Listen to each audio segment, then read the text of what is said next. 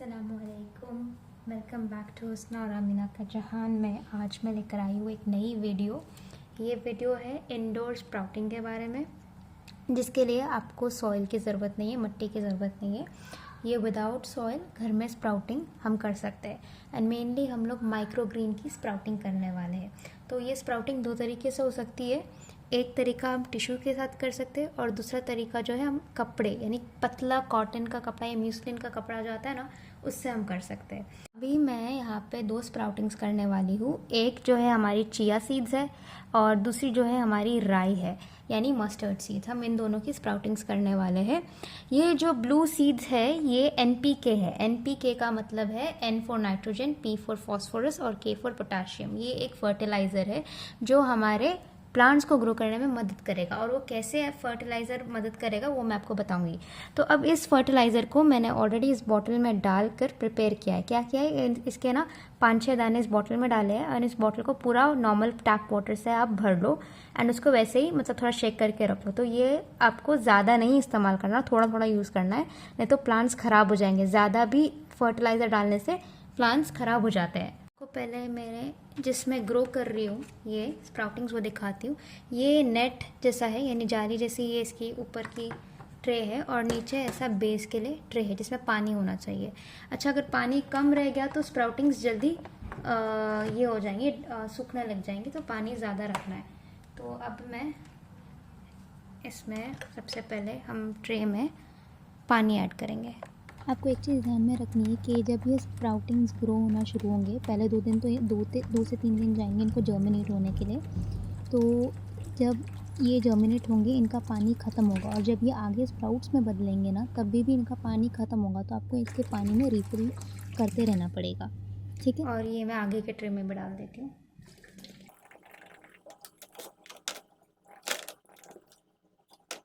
पहले हम यहाँ पे टिश्यू की स्प्राउटिंग करना मैं आपको बताऊंगी। तो टिश्यू की स्प्राउटिंग करने से पहले ये ट्रे को आप देख लो, ये ऐसे मैं सबसे पहले इसमें पानी ऐड करूँगी। पानी आपको ज़्यादा ही रखना है इसमें थोड़ा, ताकि आपकी स्प्राउटिंग्स सूख ना जाए, क्योंकि वो जैसे बढ़ना शुरू होंगे उनको पानी की ज़्यादा ज़रूरत पड़ेगी। और अगर पानी कम रहेगा तो वो सूखना जल्दी शुरू करेंगे। ठीक है, अब पानी डालने के बाद इसमें जो ये एनपीके का सोल्यूशन है ना, इसको थोड़ा शेक करेंगे एंड इसमें 1 कैप डालेंगे, ज़्यादा नहीं, 1 कैप ही ऐड करेंगे। 1 कैप है तो अप्रॉक्सीमेटली 1 टीस्पून डाल सकते हैं। हम यहाँ पे एनपीके इसलिए डाल रहे हैं क्योंकि एनपीके जो है ना, जैसे हमारे बॉडी को एसेंशियल न्यूट्रिएंट्स की ज़रूरत होती है, जैसे विटामिन ए, बी, के वगैरह, वैसे ही प्लांट्स को भी उनके न्यूट्रिएंट्स की ज़रूरत पड़ती है, तो वो उनको ये एनपीके से मिल जाती है। अब ये एनपीके से क्या होता है कि इनकी rapid and healthy growth sprout होती है। ठीक है, स्प्राउट जो है हेल्दी होती है। उसके बाद जो इनकी लीव्स होती है ना स्प्राउट्स की, उस लीव्स और रूट्स में जिनमें ज़्यादा न्यूट्रिएंट्स होता है, दोनों स्ट्रॉन्ग और वाइब्रेंट कलर में होते हैं, यानी उसके जो लीव्स है ना वाइब्रेंट अच्छे कलर में आते हैं। और ओवरऑल क्या करता है, ये यील्ड जो है आपकी, यानी पूरा जो खेत मतलब स्मॉल सा ये जो खेती होगा ना आपका, ये पूरी क्वालिटी इसकी अच्छी होगी, यानी इसमें अच्छा न्यूट्रिएंट्स होगा। लेकिन इसके जिसे हम कहते हैं हर चीज़ के फ़ायदे भी और नुकसान भी, इसका एक नुकसान ये है कि ओवर यूज़ क्या करेगा, उसके स्प्राउट्स को और न्यूट्रिएंट्स को इम्बैलेंस करके डेलिकेट बना देगा। दूसरा नुकसान ये है कि रिस्क ऑफ केमिकल्स बहुत हो जाएंगे अगर डाइल्यूशन उसका बराबर नहीं हुआ, यानी अगर आपने उसको बराबर अमाउंट के पानी में घोला नहीं है। जैसे मैंने आपको कहा कि उसके 5-6 दाने ही आपको एक पूरी बॉटल में 500 ml की बॉटल में डाल लेना है, तो वो बराबर डाइल्यूशन हो जाएगा। तो अब हम माइक्रो ग्रीन्स के बेनिफिट्स के बारे में जानेंगे। तो जो सबसे पहले मैं उगा रही हूँ वो यहाँ पे मस्टर्ड उगाने वाली हूँ। तो मस्टर्ड सीड्स जब माइक्रो ग्रीन्स में बनते हैं तो उनके अंदर विटामिन रिच जैसे ए, सी, के बनने लगता है और एंटीऑक्सीडेंट्स बनने लगता है। ये जो विटामिन ए, सी, के एंटीऑक्सीडेंट्स जो आपके माइक्रो ग्रीन्स में उगेंगे, ये आपकी इम्यूनिटी और इन्फ्लेमेशन में मदद करेंगे, यानी इन्फ्लेमेशन रिड्यूस करने में मदद करेंगे। अगर किसी की इम्यूनिटी स्ट्रॉन्ग होती है तो वो कम बीमार पड़ता है। और इन्फ्लेमेशन रिड्यूस करने से मतलब ये है कि आपकी बॉडी में कभी कोई इंजरी हो या कुछ हो तो उससे लाइक रिलेट, उसको जैसे इंजरी किसी को हो जाती है तो उसके बॉडी का जो रिस्पॉन्स होता है उस इंजरी को, वो आपका इन्फ्लेमेशन होता है। अभी किसी को अगर हाई इन्फ्लेमेशन हो जाए तो डॉक्टर उसको क्या सजेस्ट करेगा कि आप एंटी इन्फ्लेमेटरी फूड्स खाओ जो जिंक, विटामिन्स, एंटीऑक्सीडेंट्स में रिच होता है, कि वो आपकी बॉडी का इन्फ्लेमेशन कम हो और आपकी इम्यूनिटी भी स्ट्रांग हो। मस्टर्ड सीड्स डाल रही हूँ, यानी कि राई डाल रही हूँ।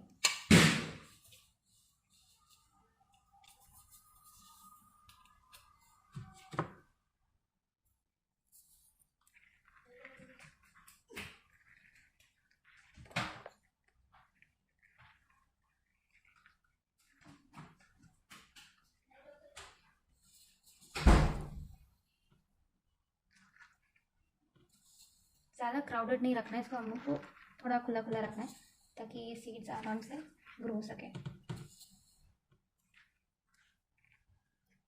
तो ये इस तरीके से हो जाने के बाद हम इसके ऊपर एक ट्रे या कार्डबोर्ड ऐसा कुछ रखेंगे जिससे इसके अंदर लाइट ना आए, क्योंकि इसको 2 दिन हमको बगैर लाइट के रखना है ताकि इसमें स्प्राउटिंग, इसमें डार्कनेस में जर्मिनेशन स्टार्ट होगा एंड देन फिर इसके अंदर जर्मिनेशन के बाद नेक्स्ट स्टेप ग्रोथ का स्टार्ट होगा, जो कि आपके माइक्रोग्रीन्स बन जाएंगे। अंदर हम इसके सॉरी ऊपर का जो है क्या ढक्कन या ट्रे या कार्डबोर्ड जो भी रखा हुआ रहेगा वो निकाल के इसको विंडो की सनलाइट में रख सकते हैं। अब मैं सेम वे में आपको कपड़े में डाल के बताऊंगी, ठीक है। तो मैं इसको इधर शिफ्ट कर देती हूँ। तो ये कपड़े में मैं आपको दिखाती हूँ कैसे ग्रो करते हैं। तो एक कपड़ा लेंगे, आपको एकदम पतला कपड़ा लेना है, कोई इतना पतला कपड़ा जैसे टिश्यू के बराबर में, कॉटन का या मशीन का कपड़ा ले लो और उसको इसमें लगाना है।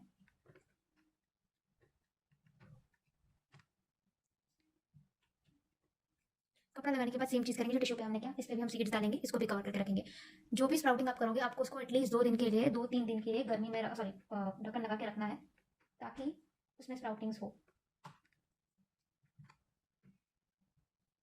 तो अब हम बात करेंगे चिया सीड्स के बेनिफिट्स की। तो चिया सीड्स के जो माइक्रोग्रीन्स हैं ना, ये ओमेगा 3 फैटी एसिड में, कैल्शियम में, आयरन में काफ़ी हाई होता है, जिससे हमारे हार्ट एंड बोन को काफ़ी हेल्थ में बेनिफिट मिलता है।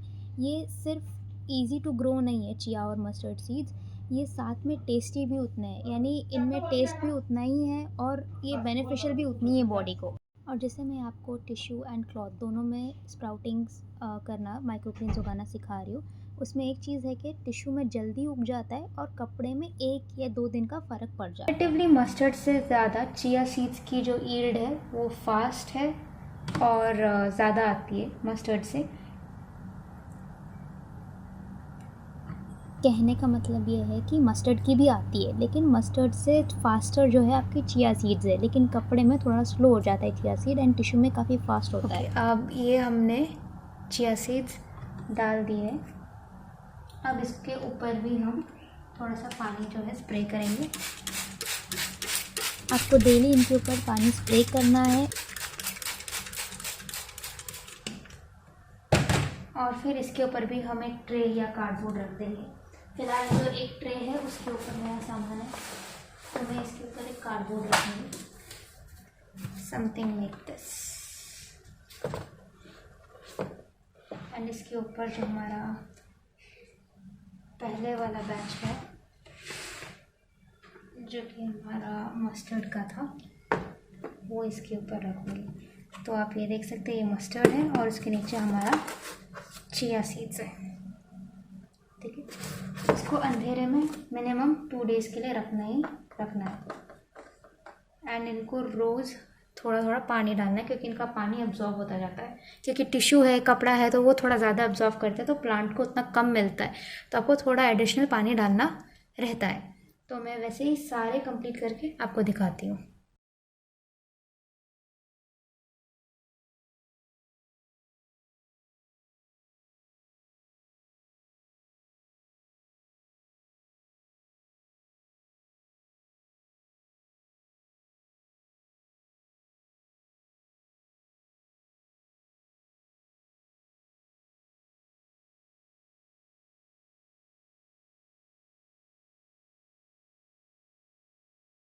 तो अब आप देख सकते हैं कि मैंने जर्मिनेशन के लिए सारे ट्रेज रखी हूँ यहाँ पे, मस्टर्ड एंड चिया के।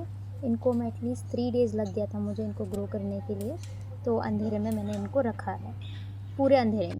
तो ये 3 दिन के बाद इनका ये हाल है, इनमें जर्मिनेशन हो चुका है। तो अब ये ट्रांसफ़र होगा विंडो के साइड पे जहाँ पे सनलाइट आती है, एकदम डायरेक्ट सनलाइट में नहीं रखना, जहाँ विंडो में लाइट सनलाइट आती है ना, वहाँ पे इसको रखना है।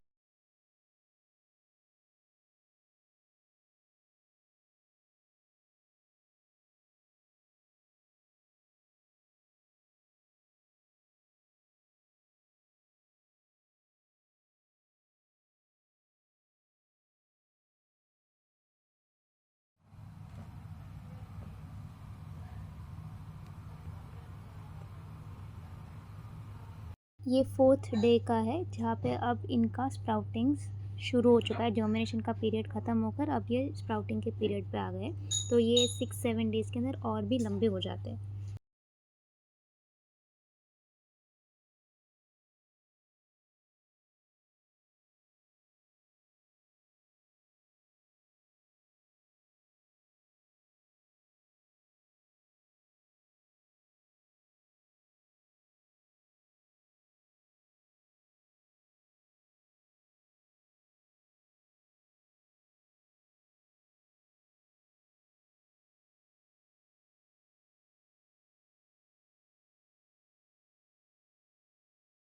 ये हमारी 6 डे की क्लिप है जिसमें इनकी ग्रोथ इतनी हो चुकी है। हम लोग ने इसको 8th डे पे हार्वेस्ट किया है और फिर उसको एक डब्बे में पैक करके फ्रिज में स्टोर किया है। आप इसको सालन में या रोटी में पराठे की तरह या कोई सब्ज़ी में या इसकी भाजी बना के खा सकते हैं। इसमें जैसे कि मैंने आपको बताई हूँ कि इसमें न्यूट्रिएंट्स बहुत है, बेनिफिट्स इसके बहुत है और ये हेल्दी भी बहुत है। फाइबर कंटेंट भी इसमें अच्छा खासा है। तो आप लोग इसको अपने डेली खाने के इसमें ऐसे डाल के खा सकते हैं।